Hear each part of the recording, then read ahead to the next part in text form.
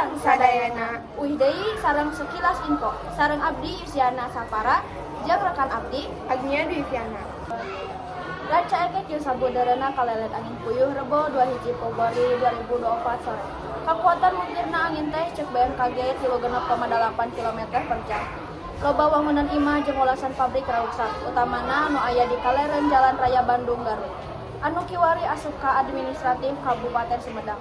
Syukurna teh teu aya nepi ka tilar dunia. Ngan kalaporkeun hungkul loba anu tatu. Para ahli dina widang iklim ngadalkeun kamandangna sewang-sewangan ngeunaan karakter angin puyuh anu narajang ranca ekek jeung sabudareuna. Aya nu nyebutkeun angin puyuh eta teh keuna kana sifat tornado. Aya oge nu nyebutkeun pamahalan tornado ngajenggelek di negara tropis kaya ning Indonesia. Tapina di antawis rea kamandang aya hiji nu kudu dilenyepan, nyaeta postulat rehna angin puyuh, small tornado.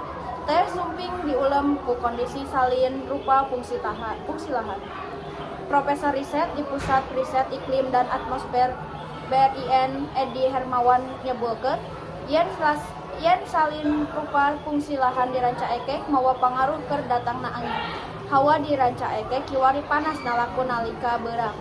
Leuwih tiris nalika peuting sabab aya efek rumah kaca.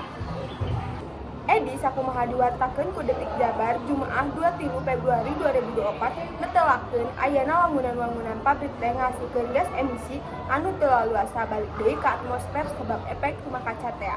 Hawa beuki nyongkap buntut tina lama panyinaran matahari LPM leuwih ti 12 jam. Eta sababna mun beurang panas kacida, peutingna matak ngahodhod. Aya beda suhuna gede antara beurang jeung peuting. Lila-lila ngajadikeun ranca ekek daerah kaayaan juga kieu teh kapencrong di tanggal 18 Februari 2024.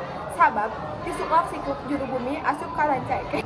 Memang teu sakedeung jeroning waktu 24 nepi 48 jam tumuwuh bini awan kumulus sok disebut pre-MCS.